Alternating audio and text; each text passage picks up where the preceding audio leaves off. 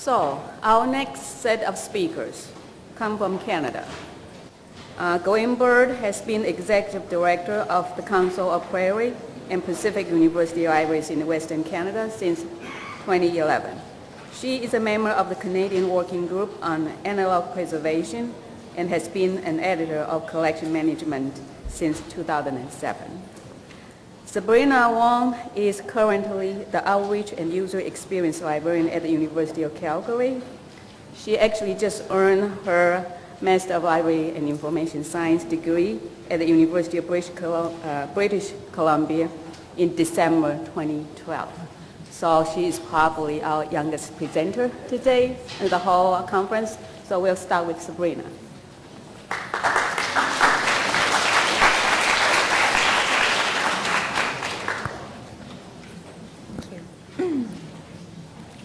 So good morning. We're here today to discuss some developments in the field of consortial shared print archiving and offer some thoughts on what we've experienced in the Canadian context.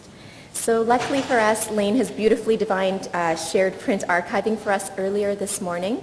But just to recap, for us, we think about it as a group of libraries working together to minimize overlap in some of our print collections. So I'll begin by setting the scene of shared print initiatives in North America and highlight some of the main lessons we've learned from phase one of our initiative, the Shared Print Archive Network, or SPAN. I'll hand it over to Gwen at that point, who will discuss some of the issues we've encountered so far and propose some methods for exploring the possibility of increased international exchange among shared print programs in various jurisdictions. So just to introduce who we are, the Council of Prairie and Pacific University Libraries, or as we call it, COPL, is a consortium of 23 university libraries in the 4 western provinces of Canada. The geographical area of these provinces spans 1.1 million square miles, but we only have 10 million residents in all of this vast area. So the combination of this vast space with a relatively small population has been the driver for many of our cooperative activities. In 2011, after several years of planning and study, we initiated the Shared Print Archive Network, SPAN. We began with 19 member libraries, and we're pleased to have recently added a 20th member. During our preparations for SPAN, we spent some time looking at the other shared print programs in Canada and the US. So in Canada, we have a few regional initiatives. 2 of them are the Ontario Council of University Libraries, or OCUL. They adopted a Thunder Bay Agreement on last copy retention in 2009, and they're currently working towards implementation. In Quebec, another province, their provincial consortium, which is called CUHK, has been archiving publisher-based collections since 2007 in their Project TRAP. So while their efforts have focused internally on releasing shelf space within their participating institutions, and rather than communicating their retention commitments beyond their province, they're perhaps the furthest along of all Canadian initiatives in terms of the numbers of volumes archived. And also our national library, Library and Archives Canada, has started to coordinate a last copy initiative as part of their Pan-Canadian Documentary Heritage Network. So this policy applies to over 1 million items in their Canadiana preservation collection, and they've recently released more information about this project. So our colleagues in the states, as we've heard, are a bit further along in their development of shared print. As we heard this morning about the Western Regional Storage Trust, or WEST, from Lane, that's 109 libraries in 17 different states, many who participate through regional consortia. We are interested in mentioning them because of their use of a risk analysis framework to select materials for inclusion in their shared collection, and I'll come back to that in a minute. So with this diverse landscape of shared print initiatives in North America, we turned our eyes to setting up our own initiative in Western Canada. We started by commissioning a report from Emily Stambaugh, who Lane mentioned in her presentation. She's of the West Project.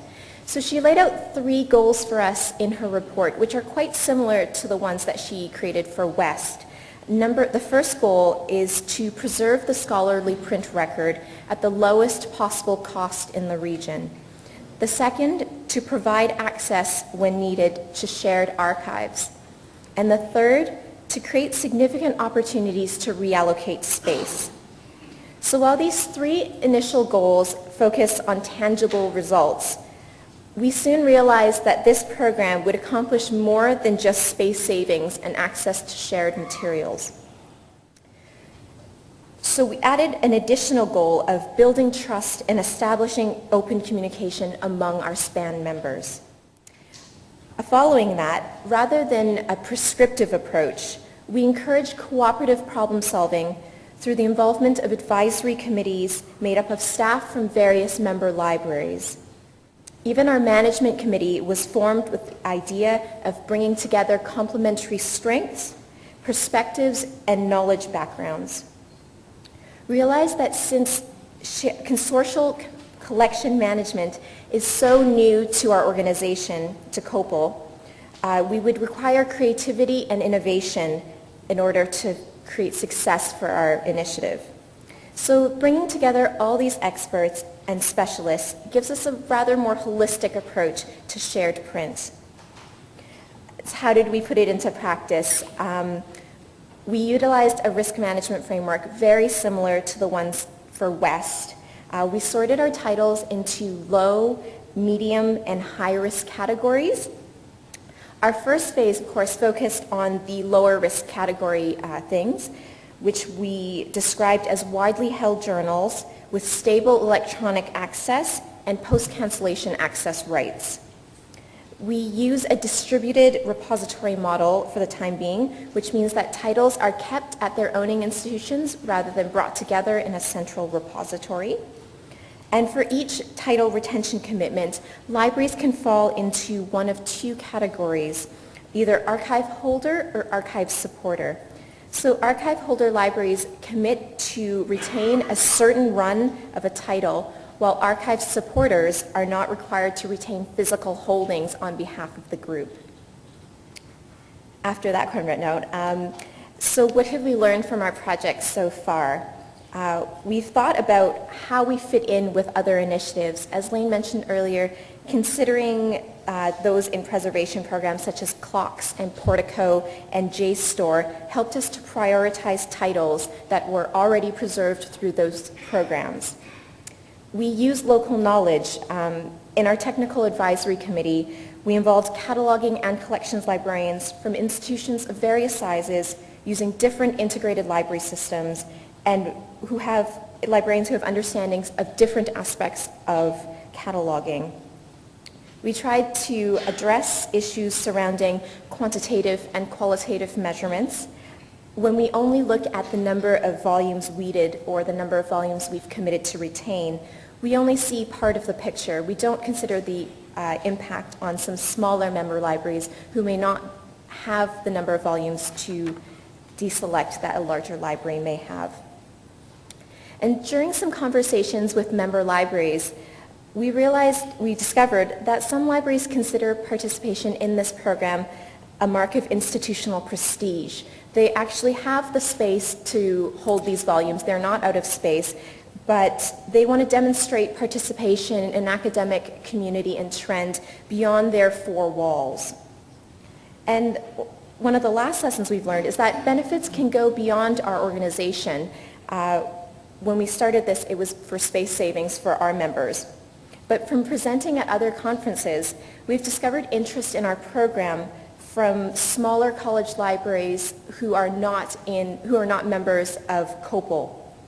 They've actually asked for our retention commitments so that they could take it into account during their own deselection process. So where are we going? The more important question. So far in phase 1, we've archived 60,000 volumes, and we're heading into phase 2, which is going to be a modified version of our phase 1. will just involve some slightly higher risk titles. And further into the future, looking at our colleagues in Canada, the US, and the world, we may consider titles that are unique to Copal institutions, some widely held monographs, signature collections, and other collections of note. We also need to consider greater automation of our archiving process. We've developed software for scraping data from library catalogs, but right now a great deal of manual work is required to normalize the data and analyze it. So going forward, we'll need to develop some more efficient processes for this. And we wish to make sure that we're continually responsive to stakeholder concerns. Addressing concerns of important stakeholders is one strategy for easing the transition to a new way of thinking about resource access and collections management. And at every phase, our project span will require strong advocates to conceptualize and articulate a shared management framework that facilitates access to preserved resources and recognizes the local capacities for this provision. So looking at what others in the world have done has provided us with valuable models for our project moving forward. I think I'll hand it over to Gwen now.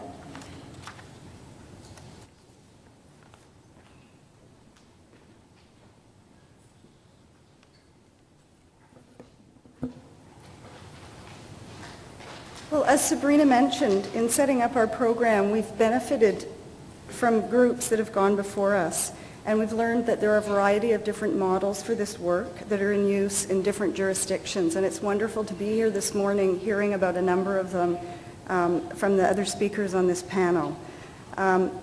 Here in Hong Kong, for example, as we just heard, the 8 JULAC libraries have committed to creating a central shared storage facility, we'll say with a completion date in 2016, and we wish you the best of luck in getting there.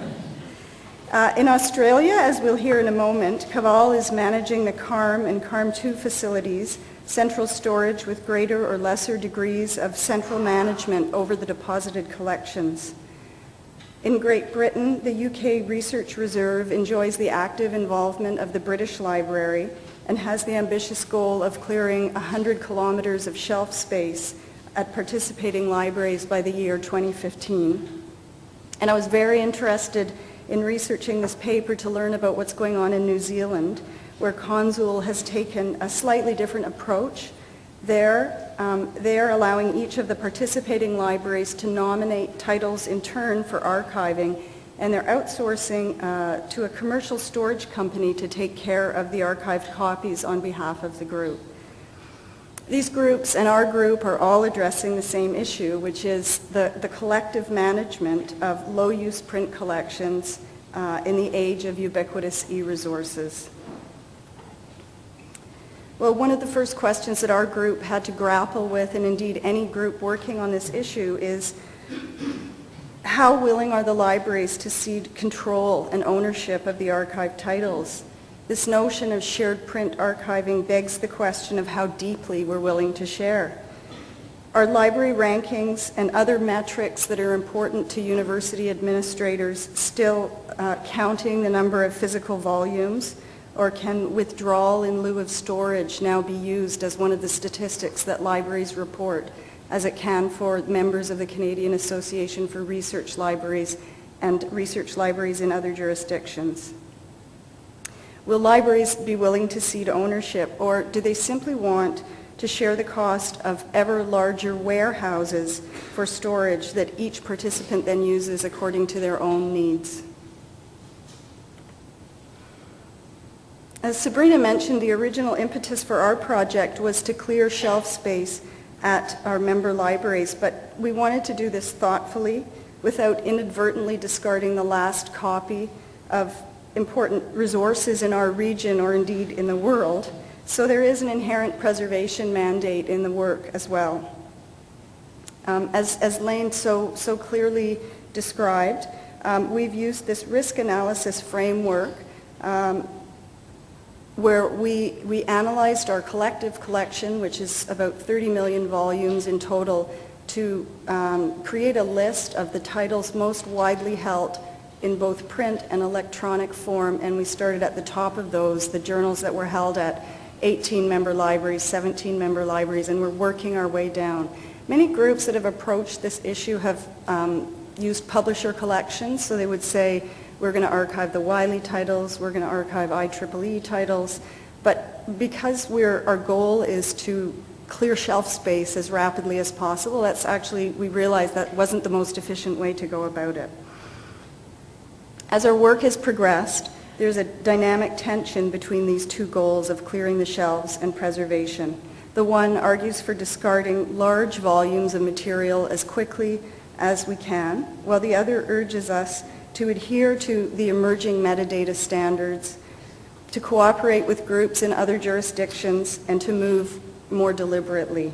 We're trying to strike the right practical balance in our program. So while we're in discussions with OCLC about their recommendations for exposing retention commitments in WorldCat, and we've reported our holdings to PAPER, the Print Archives Preservation Registry, we're not fully committed to the standards of either of those projects yet, where they don't conform to the wishes of our member libraries. So there's this push-pull dynamic between wanting to clear the shelves versus collecting for the ages. And for me, this is really interesting as a collections librarian, because it raises the question about what the purpose of our collections are in the first place. As Lane so nicely put it, who do you want to be? This is a quote from one of our board members, one of the university librarians. And I included it here because I think it illustrates the prevailing sense that working with legacy print collections is maybe necessary, but it's not very interesting. It's not edgy.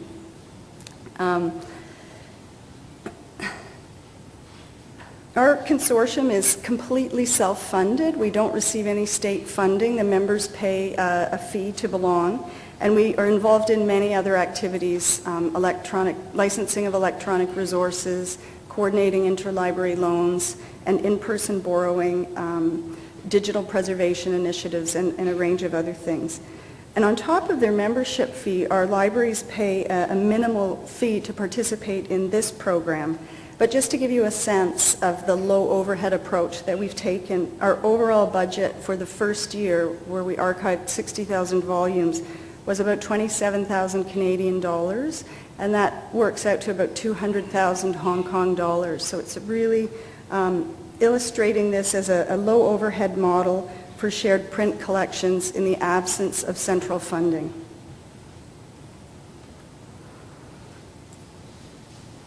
And as the quote on the previous slide illustrated, the conventional wisdom is that nothing very interesting or innovative can come of print management in this digital era. Yet I think we still have a very undeveloped idea of what might drive demand for print in the future.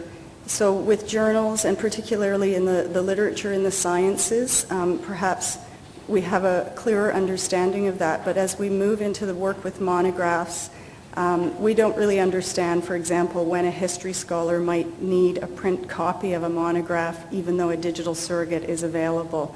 So we're watching the research in this area with great interest, because we see that it will have a huge impact on the way that we proceed.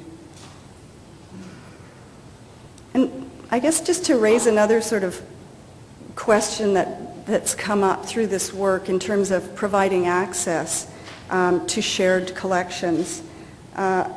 We've been discussing whether in the current environment it's necessary to continue using the traditional interlibrary loan model to fulfill user requests from shared print collections. Is it necessary? And in fact, I would ask, is it even adequate anymore? When we're talking about journal articles, certainly scanning and digital delivery to the desktop is the norm. But if we talk about a truly shared collection, when we're lending physical items like books, is it necessary for us to continue shipping items to the home library and then or asking the user or reader to come in and pick the item up? I'm not sure. Obviously, achieving this level of collaboration will require a culture change in collections management. It asks libraries to think of their collections as nodes in a larger network rather than a silo of what's between their own four walls. And how do we achieve this? Well, one of the really interesting ironies for me in this work is from our own program and also from the experience of others working on similar programs, is to learn how shared print archiving is actually driving a deeper kind of cooperative collection development for new acquisitions. So a good example of this is colleagues at the Washington Research Libraries Consortium in the eastern United States have recently reported out on a very data-driven and detailed monograph project that they did where they, among their 8 libraries, analyzed the data of how many copies of each print book were held in duplicate and at which library, and included the circulation data with those records.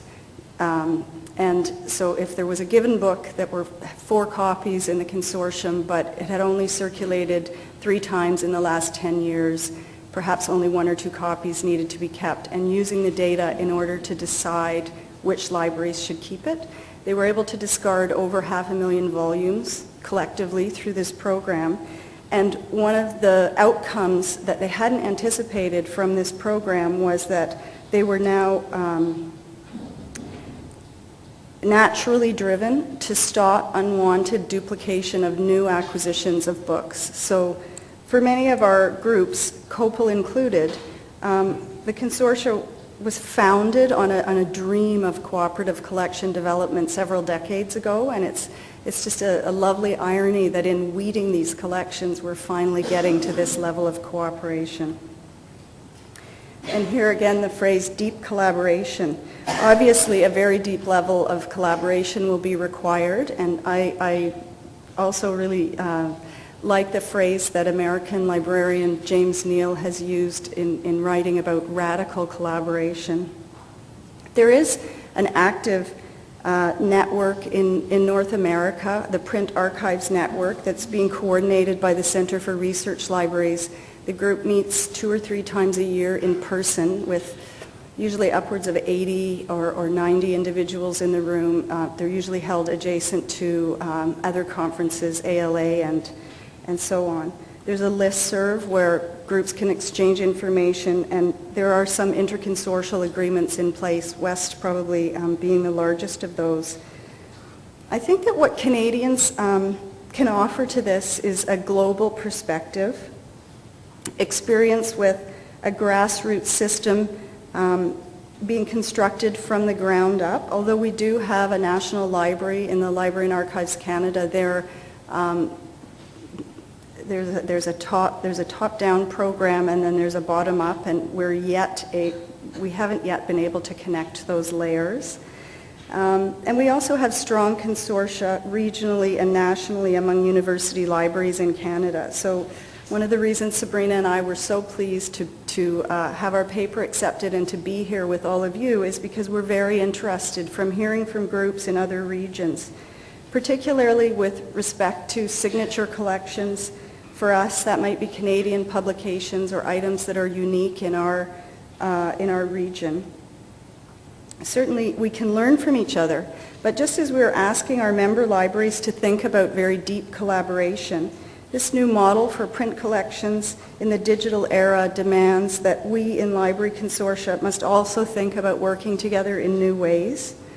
Certainly, this will bring very significant challenges, but if it helps us to guarantee the preservation of the scholarly record in the most efficient way and to provide access for our readers, then it's incumbent on us to overcome those barriers and find a way to do so. And here's a shot of the high-density storage at one of our member libraries. Thank you.